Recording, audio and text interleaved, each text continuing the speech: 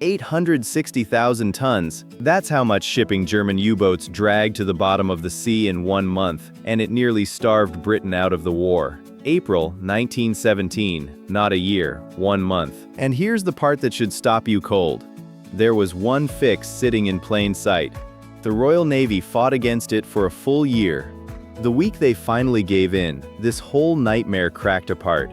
Hold that thought, because it matters more than any battle in this story. Liam here, and I'll be straight with you. My read is I've been dreading this one. On paper, it shouldn't have even been close. Britain ran the largest navy on Earth, on the biggest empire in history, but that navy fed itself from the sea. Most of what a Britain ate, and every single drop of oil the country burned, arrived by ship. Wheat from Canada, meat from Argentina, fuel from America.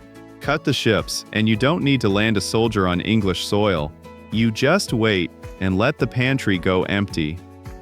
Today we go somewhere the cameras almost never follow. The war fought underneath the waves, where one boat could decide whether a city ate that week. This is Jasmine. Think of Britain that year like a household living entirely on deliveries. No pantry, no garden, just a truck that has to arrive every day. Now put someone quiet on the road who picks the trucks off, one at a time, until the family starts rationing the bread on the table. That was the German bet, and it was cold and clever. Sink ships faster than Britain, and the rest of the world could build new ones. They even ran the arithmetic. Sink 600,000 tons a month for 6 months, and Britain has to quit before the Americans can ever reach the fight. Berlin was so sure of that math. It promised the Kaiser no American soldier would ever set foot in Europe. Bella here. So how bad did it actually get? At the worst of it, 13 ships a day, gone. Here's who that hits. Not admirals in a map room. Families. Bread, coal, the price of everything on the shelf. A whole country doing the same nervous math about its own next meal. And there was a fix. 1. The Navy just couldn't stand the sight of it. Hold on, Leo, before you make that sound easy. Here's the thing people can't get past. If Britain had the biggest navy on Earth, how could a few submarines nearly starve it? That's the job today. Not a battle, a math problem, and the math nearly won the war. First though, why the Navy spent a full year refusing the one thing that could stop it?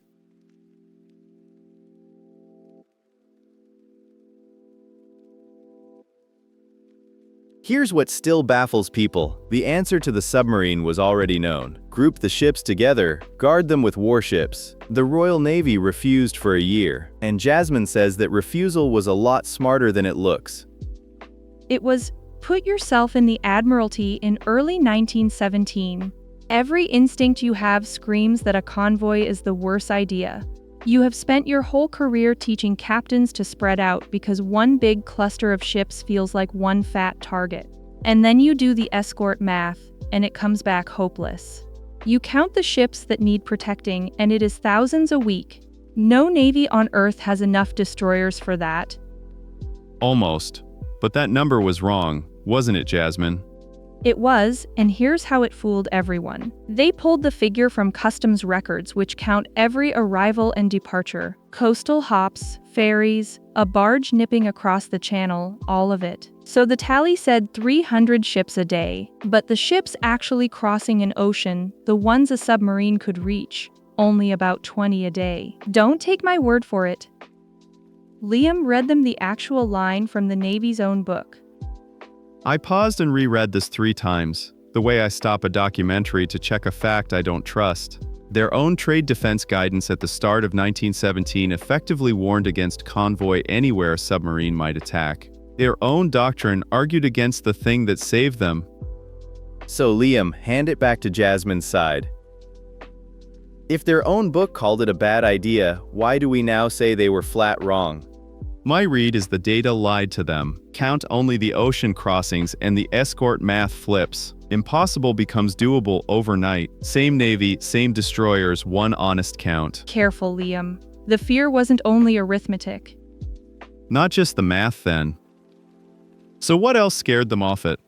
Merchant captains weren't drilled to hold a tight formation. Admirals pictured 40 ships blundering into each other in the dark, no submarine even required. That worry was genuine, and it deserves an honest hearing before we call them fools. Then take the biggest fear head-on, Jasmine. The one big target. Was that ever true out on the water? Honestly, no, and the sea settled it. A submarine has to find you first, on a huge gray ocean, on the surface, in daylight. One guarded convoy is a single needle in a far bigger haystack. 40 ships together are barely harder to spot than one, but they are vastly harder to reach. Hold on, that's the part that flips it entirely. It is. And the proof isn't hindsight, it's in the numbers the moment they finally tried it. Where's the proof then? Did the sinkings actually drop once convoys ran, or is that a story we tell? They dropped hard.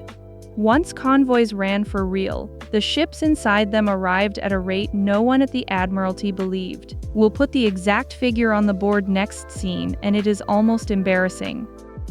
So here's where it lands. The Navy wasn't the villain. It was trapped by a number it had miscounted and a fear that felt like wisdom. Fix the count, and the objection falls apart. That is not a story about cowards. It is a warning about trusting the wrong spreadsheet.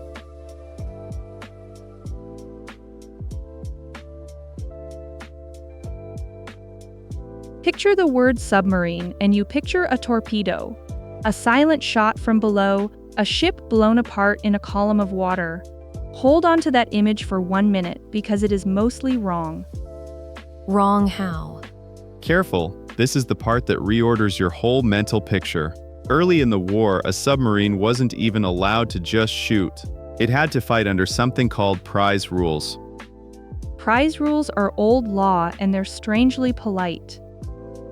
Before you could sink a merchant ship, you had to surface, stop her, send men aboard to check her papers and cargo, and then get the crew safely off into the lifeboats. A submarine following the rules spent most of the fight on top of the water, in plain sight, doing paperwork. Wait, they had to knock first?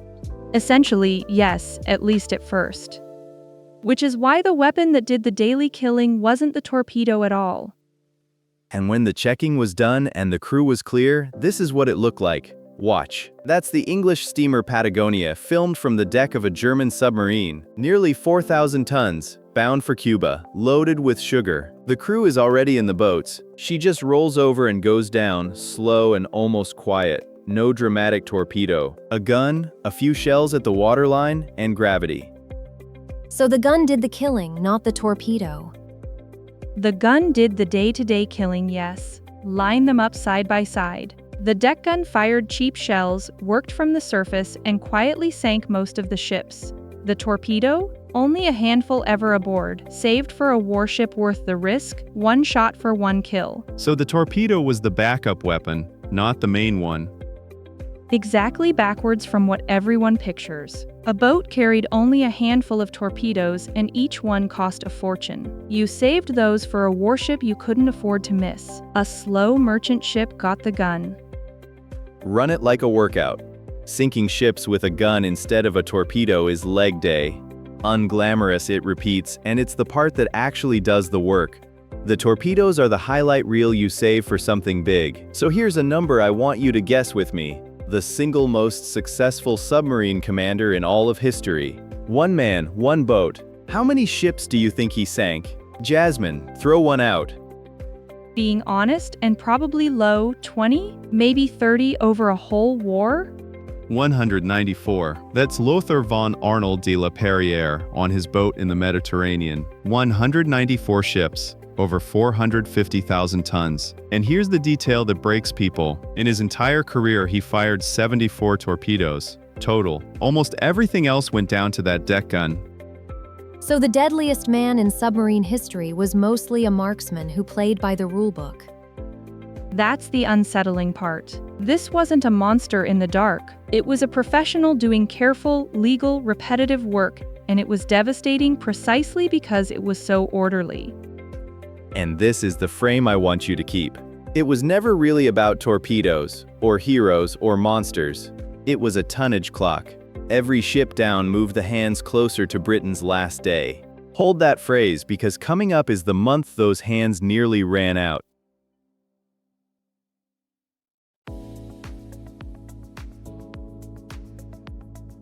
April 1917, the worst month of the entire war at sea. Look at the shape of it on the board. Watch the climb. February, mid-500s. March, higher. Then April spikes to 860,000 tons, blood red, the peak of the whole war. And then, watch this, it falls. That fall is the entire ball game. So who blinks first, Britain or Germany? Britain nearly does. This is the man carrying it. Admiral Jellicoe running the whole Royal Navy in the worst spring of the war. That spring, an American Admiral Sims arrives in London and Jellicoe hands him the secret figures. Sims says, "It looks like the Germans are winning." And Jellicoe answers, quote, "They will win unless we can stop these losses and stop them soon." How soon is soon, though? The Navy's own estimate was brutal. At that rate, Britain's endurance ran out around November 1st that year. A few more months of this, and the Empire would have to sit down and ask for terms. So remember the fix I promised you up top, the one the Navy fought for a full year? Here it is. And I want to warn you, it is almost boring. It's convoys, that's the whole secret. No ships in a huddle beat a submarine. Give me the number. It did, Leo. Watch the number Jasmine's about to land. This is the number. Once convoys ran, the losses cracked. By the end of the year, monthly sinkings had fallen sharply from that April peak of 860,000 tons. The line you saw fall on the chart? That is convoys and nothing else. Okay, that moves me. I concede it fully. And convoys didn't work alone. Ships wore dazzle camouflage, wild painted stripes that scrambled a submarine's aim. Warships got depth charges and hydrophones, early listening gear, to hunt back. And Q-ships, armed freighters in disguise, turned the hunter into the hunted. Hold on, so it wasn't one silver bullet. No, it was a whole net thrown over the ocean at once. But convoys were the spine. Everything else just made the hunter's day harder.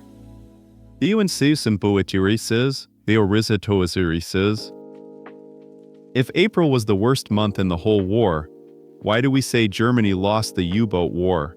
Because sinking is not the same as winning. Germany needed to sink faster than the world could build, and the world building now included Britain. A wave of brand new American shipyards and, my personal favorite, their own broken timetable. Okay, that one was good. The clock kept ticking. It just started ticking for them.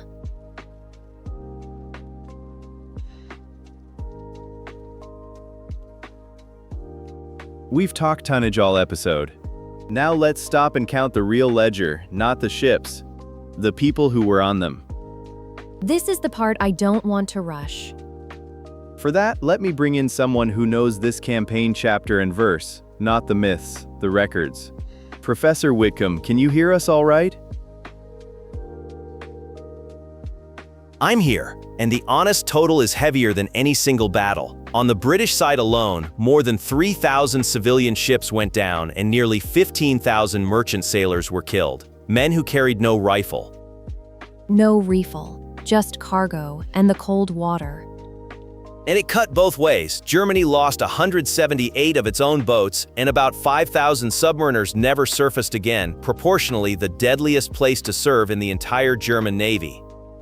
Add it all up, and it's almost 13 million tons of shipping on the sea floor, and thousands of men on both sides who never came home. And here is what unsettles me most. The German submariners weren't reckless amateurs. They were the most skilled sailors their navy had, volunteers, hand-picked, and 5,000 of them drowned in cold water for a bet the arithmetic was always going to lose. A generation of talent spent chasing a number that simply couldn't be caught. Professor, can I turn this? We keep tallying who died. But if Germany sank more than it ever planned to and still lost, then what actually beat the submarine? Not who paid for it, what beat it? A good turn, and the answer isn't a weapon, it's a habit. The single decision to stop sailing alone. Convoys never outshot the submarine, they hid the ocean's traffic and guarded it, so the hunter spent most of its days finding empty water. And the tonnage clock the professor's describing? It didn't stop because the U-boats got worse. It stopped because the ships stopped sailing alone. Which is why it stays with me. The answer was cheap, and it was known. It just had to be believed. And when the next war came in 1939, the same argument had to be won all over again, ship by ship.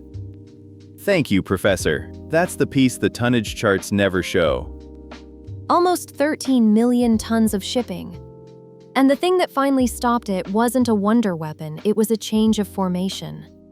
If you carry one idea out of here, make it that.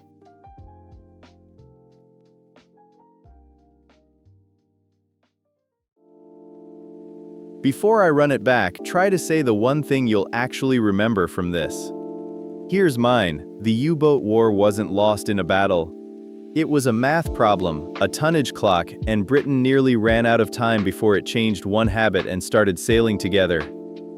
And here's your takeaway, the one you can carry into your own week. When a plan looks impossible, check whether you're counting the right thing first. The Navy's entire nightmare was hiding inside one miscounted number. Next time, we head to Paris, 1919.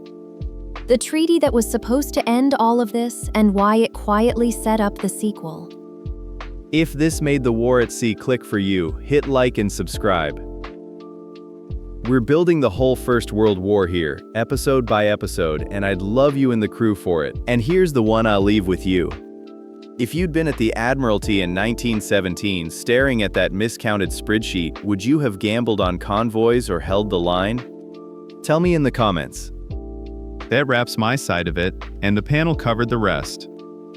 This is Leo. Thanks for watching and signing off.